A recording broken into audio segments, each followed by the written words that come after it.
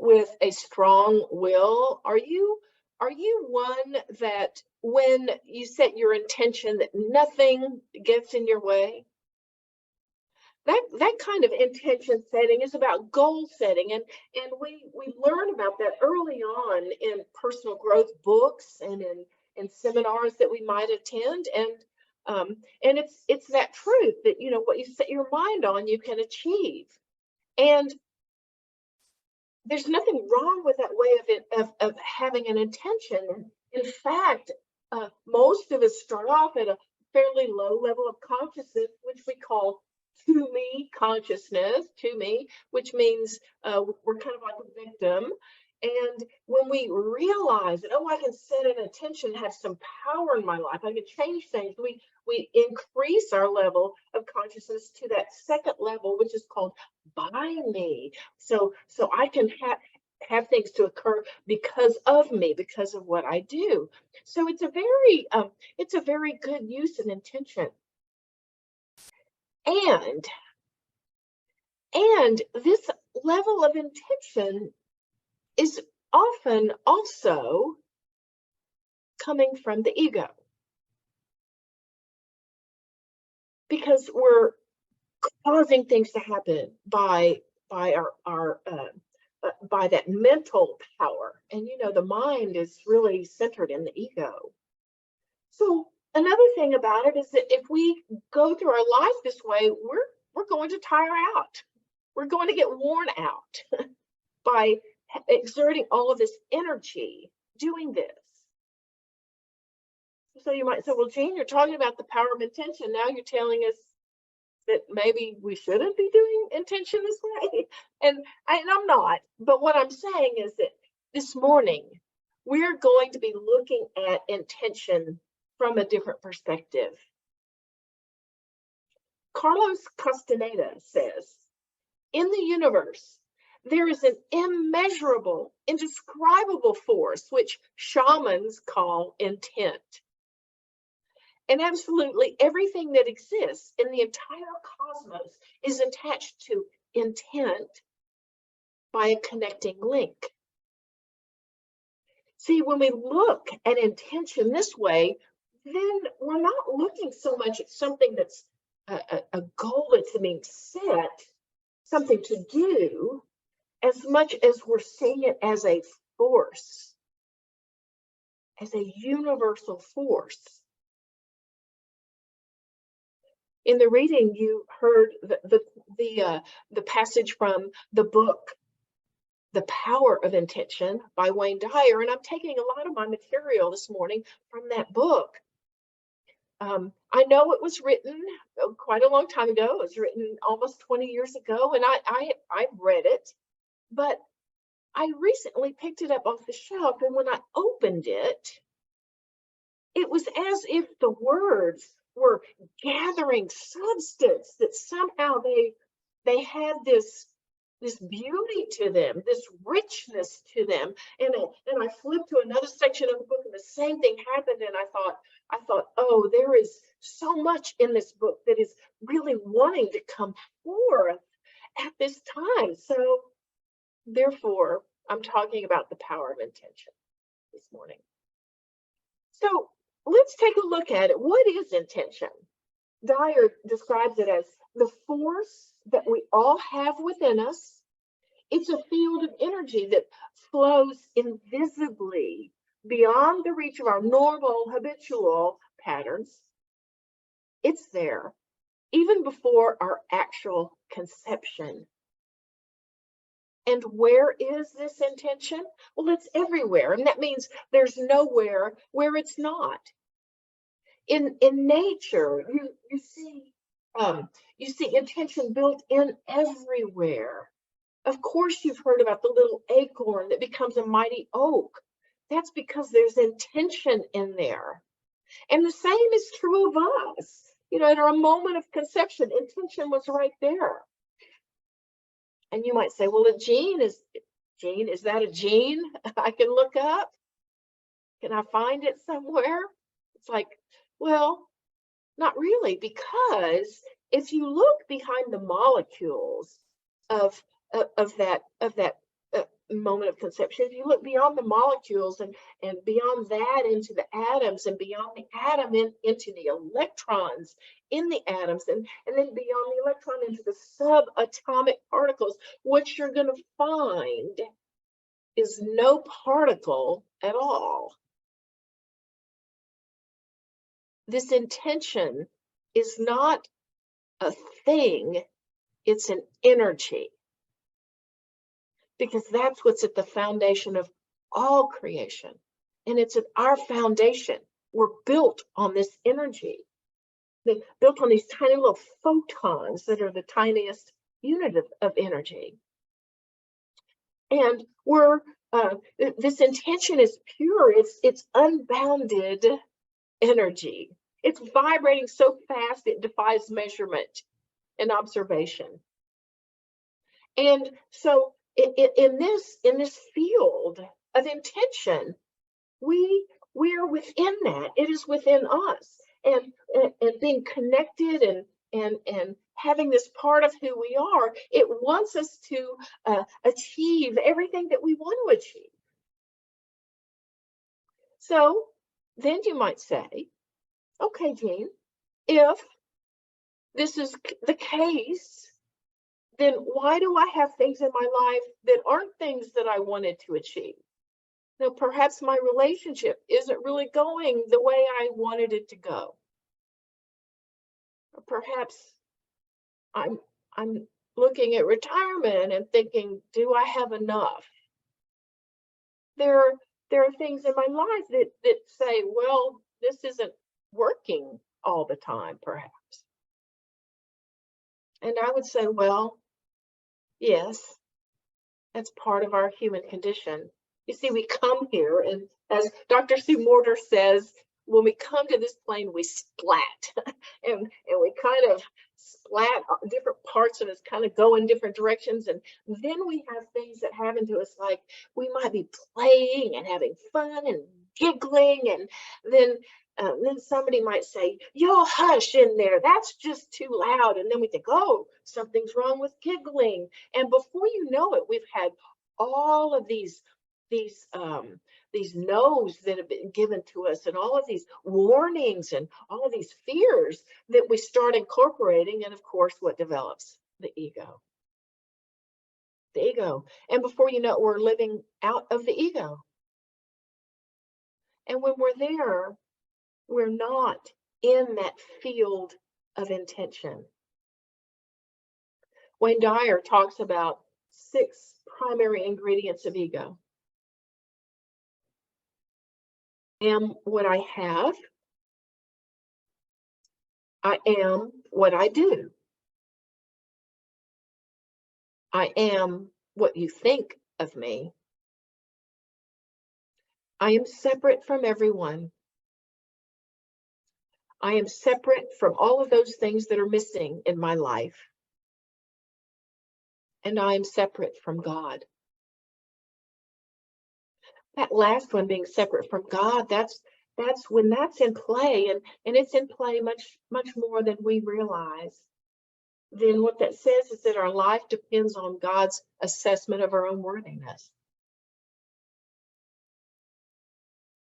Many of us have spent a long time trying to please that God.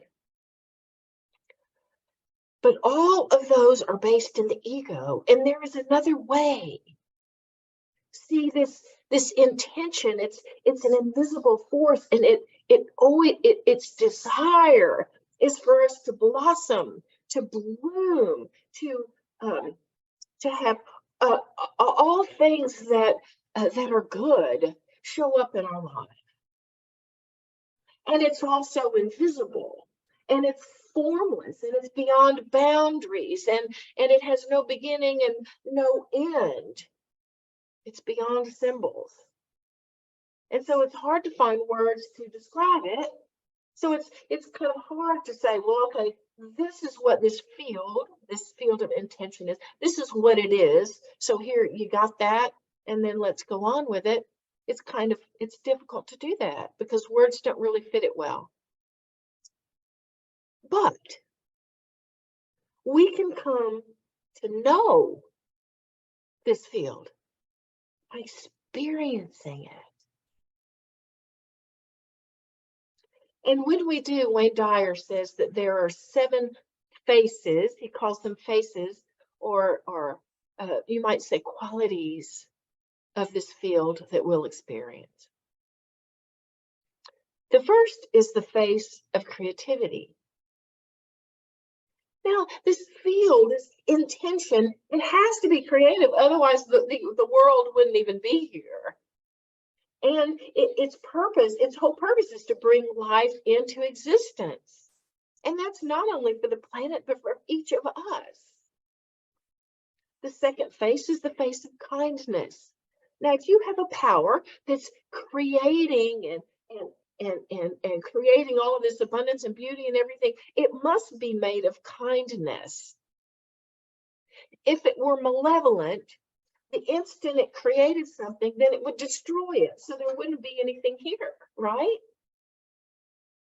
So it must be kind. The third face of intention is that of love. And of course, if it's creative and kind, it must also be the presence of love, that which is always encouraging and enhancing and supporting all of life. Ralph Waldo Emerson said, "Love is our highest word and synonym for God." And yes, when we speak about this power of intention, we are speaking of that essence, the presence, God, Spirit.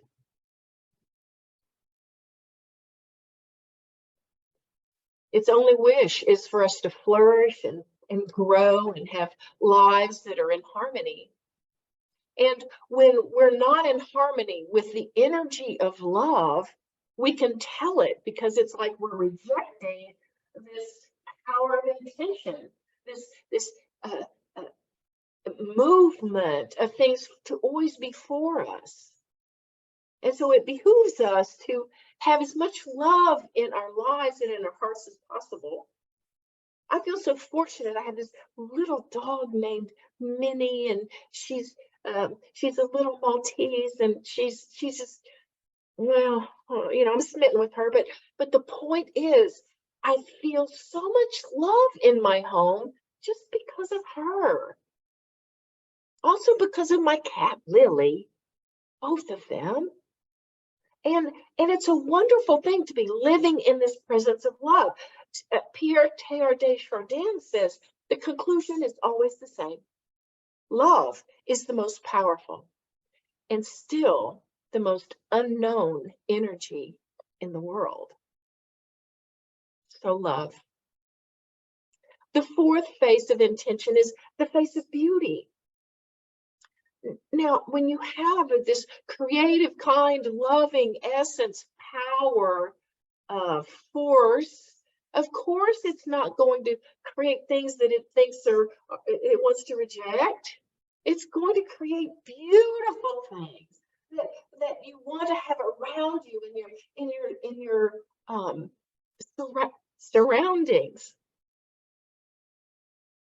And part of our growth is to see this beauty, even when on the surface it might not look that way. I'm reminded of Mother Teresa working in the streets of Calcutta, where there was extreme poverty and people starving and filth, and a situation we would just call horrible. And when asked about what she sees, she said, "Every day I see Jesus Christ in all of his distressing disguises." She saw the beauty, the true essence behind all of it. It's there. The fifth face of intention is the face of expansion. And we only have to look for the universe to see this. It's expanding. I used to think we had like the universe. And then several years ago, it was like, oh, it's getting bigger. And so, whereas at one point in time, we thought it had a finite edge. Now we know that it's growing, and it could be infinite, but it is expanding. We know that. And because of that, everything within it is being allowed to expand as well. I mean, if you just look back at your life 10 years ago, who you are has expanded. You've either got more skills or more aptitudes, or you have your territory has been enlarged, or spiritually you're much more aware than you used to. This power is expansive. And the sixth phase is that of unlimited abundance. Now, this force, this is invisible force, it has no boundaries. It's unlimited. It's everywhere at once. It's endlessly abundant. It's not just huge, it never stops. And we've been taught that we live in a world of limitation, of, okay, I have mine and you have yours, and so don't take any of mine. And if there's anybody that needs something, maybe they can get it from you because I need what I have. But that is a world of limitation, and that's not coming from this field of unlimited abundance. That's again coming from the ego. The seventh phase of intention is that of receptivity. It is receptive to everyone and everything that there is. It doesn't say, you can have the power of attention over here, but I'm going to withdraw the power of intention from this person or this thing. No, everything has intention, without limit, without judgment. It's receptive to all. And so our job is to be receptive in that awareness, because the power of intention is what we're made of, we're founded on, right? So we want to be receptive as well. Instead of looking at something and saying, oh, wow, that just can't happen, we say, yes, I'm not sure how's not my job, but yes, I'm willing to believe that this power of intention can fuel this into being. Yes.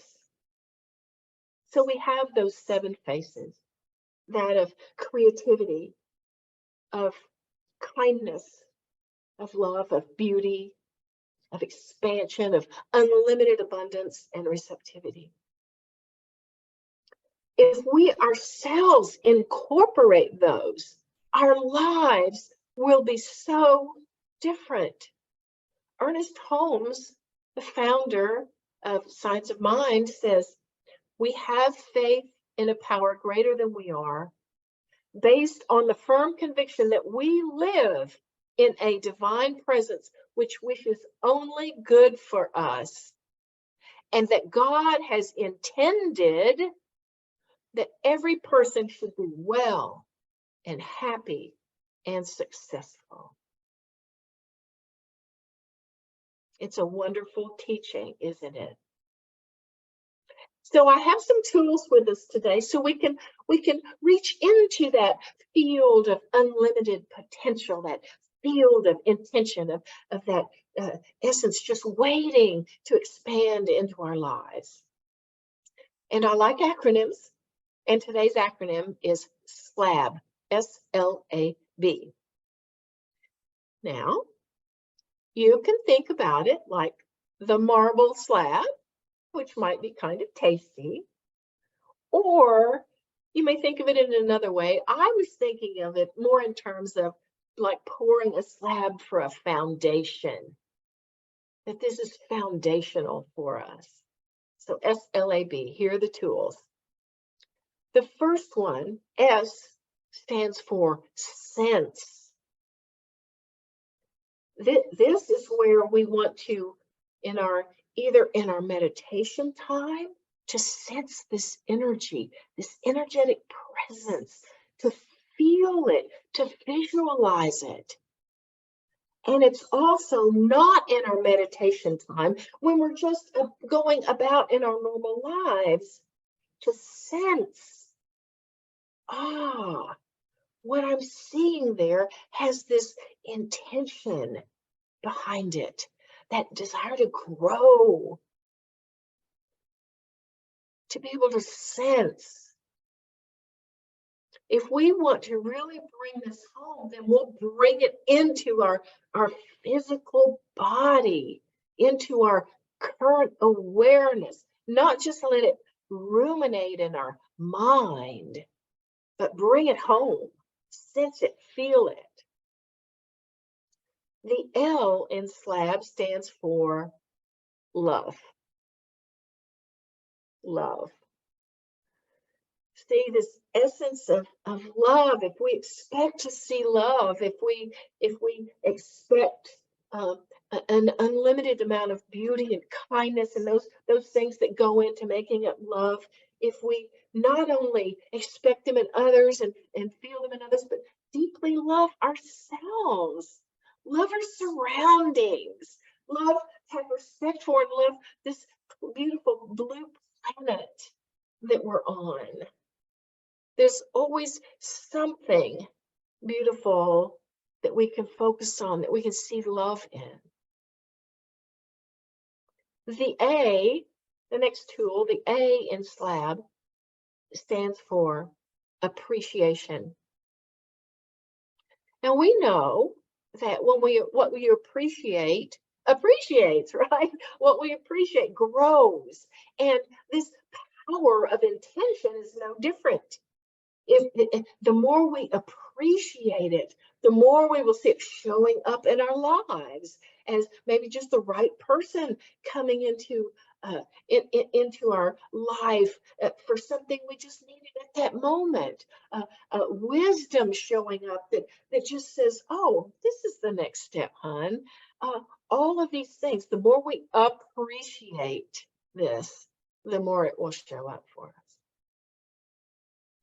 The last tool, the B, stands for banish doubt. Banish it. There is, when doubt leaves, then things flourish and anything is possible. If we doubt our ability to create, then we're actually rejecting this flow, this ongoing, infinite, invisible flow. So banish it.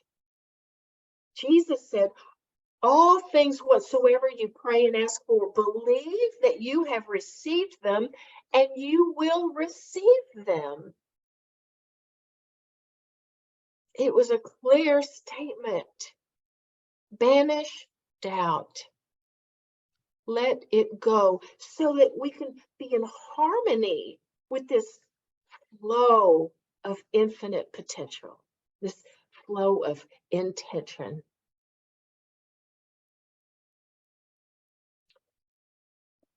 If we do this, our lives will be transformed, because this is a very real, fundamental essence of who we are. And we're meant to be expressing from it this power of intention. Patanjali, over 20 centuries ago, said dormant forces, faculties, and talents come alive. And you discover yourself to be a greater person by far than you ever dreamed yourself to be. This is the power of intention. So let's just go into treatment. As we take a deep breath deep in the belly, we realize even the ability to take a breath is intentional. That the way we're built has this breath, this inhalation and exhalation, this inspiration and expiration coming in and through us at all times. And this is simply from the power of intention, that which came from no particle, no form, into form. We're grateful for this awareness of the fundamental essence of all things. Oh, yes, we're talking about the fundamental essence of the present. This one, this unified field, this made out of love and light and energy and consciousness that is everywhere present. This is what we're made of. This is what we're intended to express. So as we become more and more centered in this, more and more aware of ourselves as having this power of intention within us, we begin to rest in an awareness that I don't have to try so hard. I don't have to make things as difficult as I'm making them. That there is this power, it wishes for me, it desires for me simply to surrender into it and go with its infinite flow, its flow of love, of kindness, of beauty. I speak my word that each of us listening knows this power of intention, that we come into contact with it so that it becomes more than a mental construct. It becomes a living, a part of our beingness, and that we use as a force for good in our lives and in the world. I'm so grateful to know that this is surely to come to all of us. So with great joy, I release this into that law. And so it is. Amen.